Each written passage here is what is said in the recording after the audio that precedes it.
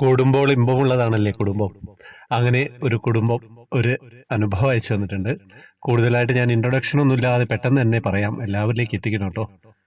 ഞാനും എൻ്റെ ഹസ്ബൻഡും എല്ലാ വർഷവും ഞങ്ങളുടെ ആനിവേഴ്സറിക്ക് ഗുരുവായൂർ വരാറുണ്ട്.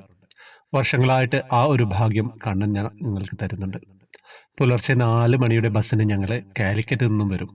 ഒരു 8 മണിയുടെ ഉള്ളിൽ ഞങ്ങൾ അവിടെ എത്തും. എന്നിട്ട് കണ്ണനെ തൊഴാൻ ക്യൂവിൽ നിന്ന് തൊഴുത് ഉച്ചയ്ക്ക് കണ്ണന്റെ സദ്യയും കഴിച്ച് മടങ്ങും. അതാണ് പതിവ്. അങ്ങനെ ഒരു വർഷം വന്നപ്പോൾ ഊണ് കഴിക്കാൻ ടോക്കൺ എടുക്കാൻ വന്നപ്പോൾ കഴിഞ്ഞുപോയി. ഓ, എനിക്ക് വല്ലാതെ സങ്കടമായി. ഞാൻ ആ ഊണ് കഴിച്ചാണ് എല്ലാ വർഷവും മടങ്ങുന്നത്. പക്ഷെ അന്ന് എനിക്ക് സങ്കടം സഹിക്കാൻ പറ്റുന്നില്ല. എന്നോട് എൻ്റെ ഭർത്താവ് പറഞ്ഞു, സാരമില്ല, നമുക്ക് പുറത്തുനിന്ന് കഴിക്കാമെന്ന്. ഞാൻ മനസ്സോടെ ഓക്കെ പറഞ്ഞു. എന്നിട്ട് ഞാൻ പറഞ്ഞു, നമുക്ക് കുറച്ചു നേരം കൂടി അമ്പലത്തിന്റെ ഉള്ളിൽ കയറിയിരിക്കാം. അങ്ങനെ ഞങ്ങൾ അവിടെ വന്നിരുന്നു. ഞങ്ങൾ കണ്ണനോട് ചോദിച്ചു, കണ്ണാ, ഞാൻ ഇന്നത്തെ ദിവസം ഇവിടുന്നല്ലേ കഴിക്കാറ്, ഇന്ന് എന്ത് പറ്റി? എനിക്ക് സങ്കടം വന്നിട്ട് ഇത് തന്നെ പറഞ്ഞിരിക്കുകയായിരുന്നു.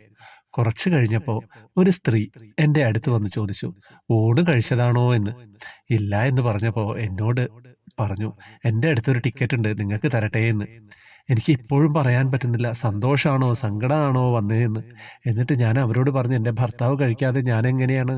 പക്ഷെ എൻ്റെ ഹസ്ബൻഡ് സമ്മതിച്ചില്ല. സാരമില്ല, നീ പോയി കഴിക്കൂ, എനിക്ക് പ്രശ്നമില്ല, നിനക്കല്ലേ അത്രയും ഇഷ്ടമെന്ന്.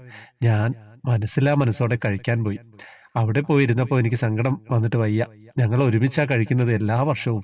ഞാൻ കണ്ണനോട് പ്രാർത്ഥിച്ചിരുന്നു. കുറച്ച് കഴിഞ്ഞപ്പോൾ സീറ്റ് കുറച്ച് ബാക്കി വന്നു. അപ്പോൾ അവിടെയുള്ള ആൾക്കാർ കുറച്ച് പേരെ ഉള്ളിലേക്ക് വിളിച്ചു.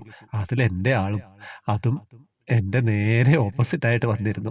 എൻ്റെ കണ്ണാ, എനിക്ക് സങ്കടമാണോ സന്തോഷമാണോ വന്ന് പറയാൻ പറ്റുന്നില്ല. ഈ ഒരു അനുഭവം എനിക്ക് ഓർക്കുമ്പോൾ എൻ്റെ കണ്ണാ, പറയാൻ വാക്കുകളില്ല. ഈ വർഷവും ഞങ്ങൾ വന്നു, സദ്യയും കഴിച്ചാണ് ഞങ്ങൾ മടങ്ങിയത്. ഇനിയും ഇതേപോലെ ഞങ്ങൾക്ക് വരാൻ കഴിയുമെന്ന് പ്രതീക്ഷിക്കുന്നു. ഞാൻ പറഞ്ഞില്ലേ, കൂടുമ്പോൾ ഇമ്പമുള്ളത് കുടുംബമെന്ന്. അതിങ്ങനെയൊക്കെയാണ്. ഭഗവാൻ അങ്ങനെ ഒഴിവാക്കാൻ പറ്റില്ലല്ലോ. കുടുംബമായിട്ട് വന്നിട്ട് ഒരാൾ ഉള്ളിൽ ഒരാൾ പുറത്ത്, അങ്ങനെയൊന്നും പാടില്ല, അങ്ങനെയൊന്നും പറ്റില്ല. ഗുരുവായൂർ പ്രത്യേകിച്ചും അല്ലേ. നിങ്ങളുടെ അനുഭവങ്ങളൊക്കെ എഴുതാട്ടോ. യൂട്യൂബിൽ ജോയിൻ ബട്ടണിലൂടെ വന്ന് വാട്സപ്പ് ഗ്രൂപ്പിൽ കയറാം. പിന്നെ എല്ലാവരിലേക്ക് എത്തിക്കാം. വേറെ വിശേഷമൊന്നുമില്ലല്ലോ. ഈ രാത്രി എല്ലാവരും പ്രാർത്ഥിച്ച് ഉറങ്ങുക കേട്ടോ. ഹരേ കൃഷ്ണ.